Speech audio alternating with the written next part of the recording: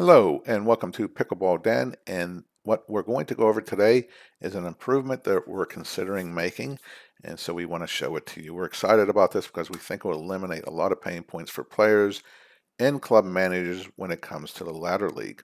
So as you know, this percent column here on the far right is how it sorts within a step. So this gives priorities for each step. So if you take a look at the step 2 for Diane, she's at 79.17, which means she is at the top of the step 2 section here. So why does this come into play? Well, for example, let's say you want 5 players on each court, but only 4 step 1 players show up. So that means the software then has to go down and figure out, well, who do I bring up from step 2 and bring them up to play on the step 1 pool of players. And so the way it does that, it gives priority to the player with the highest percent.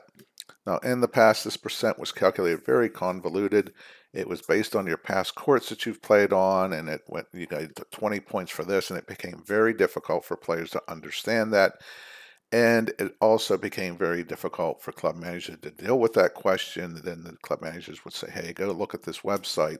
So it was not a good situation. The other thing is it really did skew the percent based on the higher court players. So as you were at the top, your percent was very high, only by the mere fact that you played on court 1. And it kind of skewed it all to the higher level players. So this percent was really not fair to the overall players. So now it is. And how is that done? Well, this number percent here is based on the individual player's point differential. And what that means is of all the games they played in, what's the maximum points they could have earned and how many points did they earn? And so that's what this percent is based on. And the other nice thing is a player says, well, how did it calculate 79.17%? Well, the club managers don't have to really get into that discussion. They can just say, go to the player and click on this number here. So if I go ahead and click on this for Diane, I'll go ahead and click on it, and it will show her all the games that she played in, excuse me, who she played against, the number of points she could have earned, and the number of points that she did earn. So I can see here that they won this game here, this game against Donna and Andrew. So she earned 9 points for that game, 5 points for this game, and so forth, excuse me.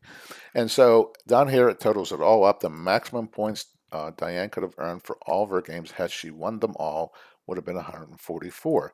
But she earns 114 points, which it's just basically simple math, and that becomes 79.17.